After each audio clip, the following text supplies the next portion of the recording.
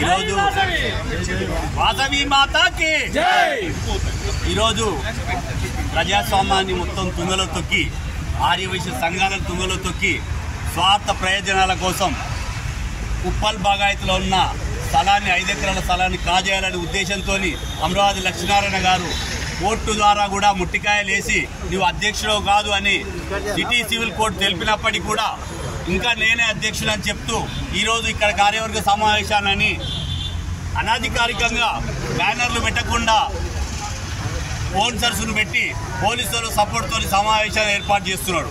ఈ సమావేశంలో వాళ్ళందరితోని ఆయనకు ఉంగి మాధవులు ఆయనకు సపోర్ట్ చేసిన వాళ్ళతో సంతకాలు పెట్టించుకొని వ్యతిరేకించే వాళ్ళని లోపలికి రానియకుండా ఈరోజు మధు గారు ఉన్నారు, రామకృష్ణ గారు ఉన్నారు, ఉపేందర్ గారు ఉన్నారు. ఇక్కడ ఎంతోమంది ఆర్యవైశ్య మహాసభలో అధ్యక్షులుగా మాజీ అధ్యక్షులుగా కార్యదర్శులుగా పనిచేసే వాళ్ళు ఉన్నారు. అయినప్పటికీ కూడా వాళ్ళందరినీ కూడా రానియకుండా బెదిరిస్తూ ఉండాలని పెట్టి ఈరోజు ప్రజాస్వామ్యాన్ని తుంగలో తొక్కి ఆర్యవైశ్య సంఘాలను నాశనం చేసి కోట్ల రూపాయల నిధులను స్వాహా చేసి ఆర్యవైశ్య సంఘాన్ని నాశనం పట్టిస్తున్నారనే ఉద్దేశంతో మేము ఇక్కడికి వచ్చి నిరసన వ్యక్తం చేయడం జరుగుతుంది. ఈ యొక్క సమావేశంలో ఉన్న సంగతిని కూడా రాష్ట్రంలో ఉన్న ఆర్యవైశ్యులు మొత్తం గమనించాలి. 8 కోట్ల రూపాయల ఫండ్ను సహా చేసి 3 కోట్లు చేసిన వ్యక్తి అమరావతి లక్ష్మీనారాయణ గారు.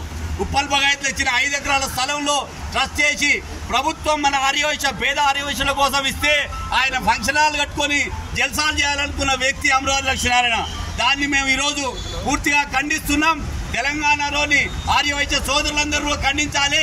ప్రజాస్వామ్యబద్ధంగా సీఎం గారు అపాయింట్ చేసిన 3 మెన్ కమిటీ ఆధ్వర్యంలోనే ఎన్నికలు నిర్వహించి ఎవరైతే అధ్యక్షులుగా ఎన్నికైతారో వారి ఆధ్వర్యంలోనే ఎన్నికలు జరగాలి, మహాసభ ఉండాలి.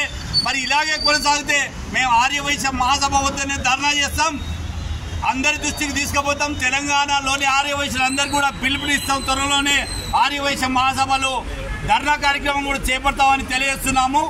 తెలంగాణలోని ఆర్యవైశ్య సోదరులు మొత్తం గమనించాలి, లోపల ఉన్న జిల్లా అధ్యక్షులందరూ కూడా గమనించాలి. మీరొక్కరు సంతకం పెడితే జిల్లా మొత్తం సంతకం పెట్టినట్టు వాళ్ళ కోసం మీరు లాలుచిపడి సంతకాలు పెట్టి తెలంగాణ సమాజాన్ని నాశనం చేద్దని మరొకసారి విన్నపిస్తున్నాను.